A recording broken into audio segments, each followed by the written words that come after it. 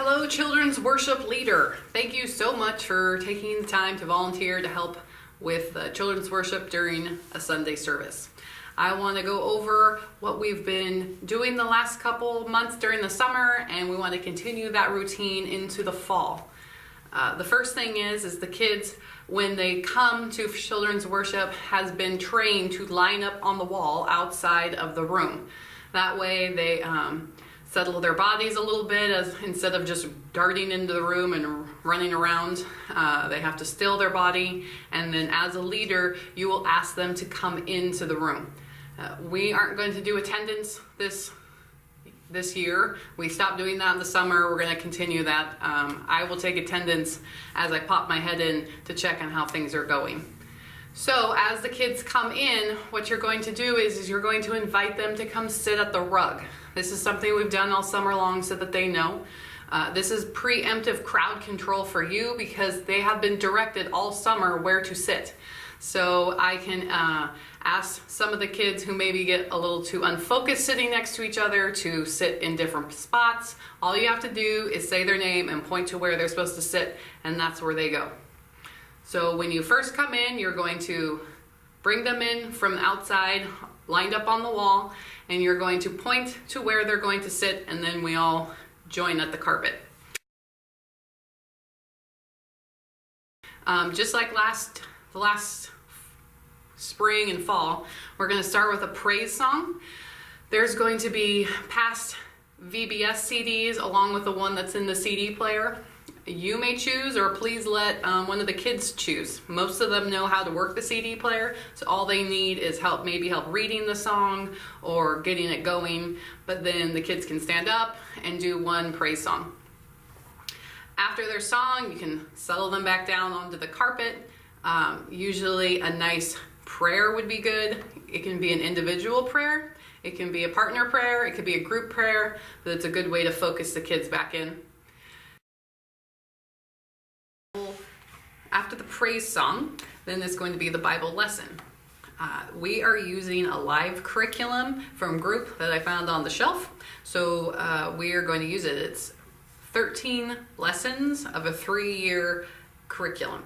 We are going to start with Bible basics, with the 3rd graders going out and some new younger kids coming in. I thought it would be a great time to explain what the Bible is to kids, what they can get out of it, what God uses it for. And so we're going to use the Bible stories of the lesson or a specific Bible verse to teach a principle, a basic of the Bible. The lessons will be emailed to you a week beforehand for you to take a look at, for you to pray over, to gain your own understanding. Materials will be in the room waiting for you. After the Bible lesson is work time. Work time is basically playtime, but kids, they learn by playing. So we want to respect the way that they learn and the processes they have by calling it work. They've been doing this all summer long. So what you do is you ask children individually what they want to do for their work. Beforehand, you can go through the list of options that they have, which I will have posted in the room. Options are like Play-Doh, watercolor, cars, coloring, crayon melters if we have them out, flannel board, Legos, all sorts of different things. They need to individually tell you what they want to do. If there's a kid who takes too long, you just say, hey, I'll think about it and I'll come back to you. And then you continue on. So as soon as they tell you what the work is that they're going to do, they're going to get up and do it. Work time is an independent time and also a social time. So they're expected, if they're going to watercolor, to get their own watercolor materials out. There are little cups for them to fill with water. If they want Play-Doh, they're going to get one color of Play-Doh out and play with it on a messy mat. This is your time to build the fellowship time with the kids. You're going to go over and check out their watercolor. You're going to talk to them about their week, ask them about how they're doing. You're just going to wander around the room, interacting with the kids and modeling that love of Christ and caring for them. With about 10 minutes left of service, what you're going to do while the kids are working is you're going to turn off the lights and you're going to invite the kids to the feast. what you're gonna say is generally, it's time for our feast. Please pick up and clean up and meet me at the carpet. Then you can turn the lights back on and the kids start cleaning up. Once they're done cleaning up, they're going to go to the carpet. Some need extra directions on this. Some of them are gonna come up and ask if they can help with the feast. And at that time, you're just gonna say, you need to go to the carpet. Once everyone's there and everything's cleaned up, you're gonna pick 2 children, one to pass out the water, and one to pass out the snack. The water and the snack will be up where the materials are by the door, and you can bring that back to the round table so that the kids are able to grab it themselves. They're gonna pass each child a water and a snack, and making sure that they pass one out to themselves because they might need reminders on that. The children aren't supposed to eat or drink until they have prayed.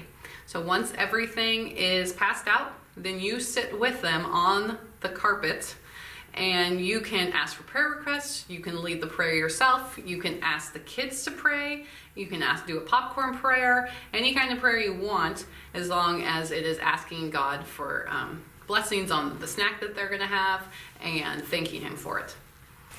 Some tips for the feast time. I have instructed the kids all summer long to put their feast cups, the water and the snack cup or little snack, on the inner green circle of the rug. That way it has lessened the amount of spills. Kids are supposed to sit off the carpet so that they can reach it. If there is a spill of water, it's just water, but the kid is expected to clean it up, not you. They're going to go get their own paper towels, they're going to clean it up the best they can, and that's it. You just leave it and they do their own work. So that should lead you up until the end of children's worship, where parents start coming to pick up their kid. When the kid is done, then you ask them to throw away their cups into the trash and come sit back down. This feast time is an open time to have fellowship, to talk with the kids, to allow the kids to talk. It is not a time to get rowdy. It is not a time to get out other things. So they, like I said, have been trained all summer long to do this, and it should just be a continuation of what they've been doing. After that, the parents are going to pick them up, and if you would take the water pitcher to the kitchen, I would really appreciate that, and maybe just look around the room, make sure most things are picked up. The kids should be able to do that themselves, and then you're done. And that was it. So thank you so much again for volunteering and taking the time to be a part of the spiritual growth of our children in our church. Thank you for chipping in so that the workload isn't on just one person or 1 or 2 people. And if you have any questions or comments, just please email me or text me or call me, and I'll be happy to answer anything you have. So please continue to pray for our little ones and for our church's service to them. Thanks.